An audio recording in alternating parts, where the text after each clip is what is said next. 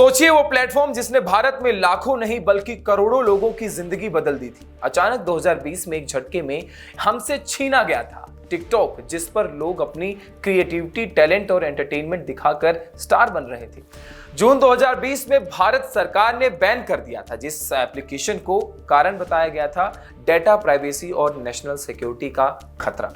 ये खतरा तो उस वक्त था ही, जो कि रिपोर्ट्स भी बताती थी, लेकिन इस वक्त टिकटॉक के भारत में करीब 20 करोड़ एक्टिव यूजर्स थे और एक पल में पूरा डिजिटल इकोसिस्टम हिल गया था जब ऐसी खबर सुनने को मिली थी। लेकिन अब 5 साल बाद अचानक एक चौंकाने वाली खबर आई।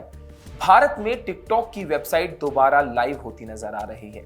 जी हाँ, आपने बिल्कुल सही सुना। कुछ यूजर्स ने अपने स्मार्टफोन और लैपटॉप पर टिकटॉक की ऑफिशियल वेबसाइट ओपन की और पाया कि साइट एक्सेस हो रही है। जैसे ही ये खबर आई, सोशल मीडिया पर बवाल मच गया।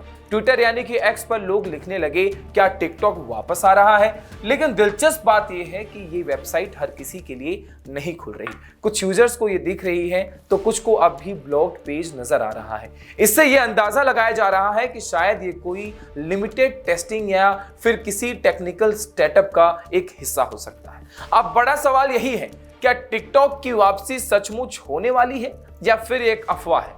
यह समझना जरूरी है कि अभी तक ना तो भारत सरकार और न ही टिकटॉक की पेरेंट कंपनी बाइट डांस ने कोई आधिकारिक बयान दिया हो। यानी कानूनी तौर पर अभी टिकटॉक भारत में वापसी नहीं कर सकता।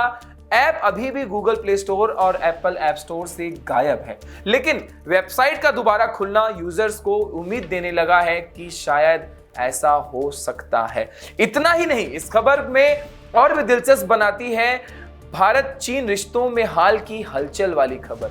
इस हफ्ते चीनी विदेश मंत्री वांग यी भारत आए और प्रधानमंत्री मोदी और विदेश मंत्री एस जयशंकर से मुलाकात की। बातचीत को स्पष्ट और रचनात्मक बताया गया। इसके अलावा जल्द ही प्रधानमंत्री मोदी भी चीन जाने वाले हैं एससीओ शिखर सम्मेलन के लिए। तो ये जो खबर हमारे बीच आती है, तो इन घटनाओं ने अटकलों को और हवा दी है कि क्या बेहतर होते रिश्तों की वजह से सरकार टिकटॉक पर लगी रोक को हटाने की सोच सकते हैं। याद कीजिए, टिकटॉक सिर्फ एक एंटरटेनमेंट ऐप नहीं था, इसने भारत में हजारों कंटेंट क्रिएटर्स को पहचान की कमाई दी थी।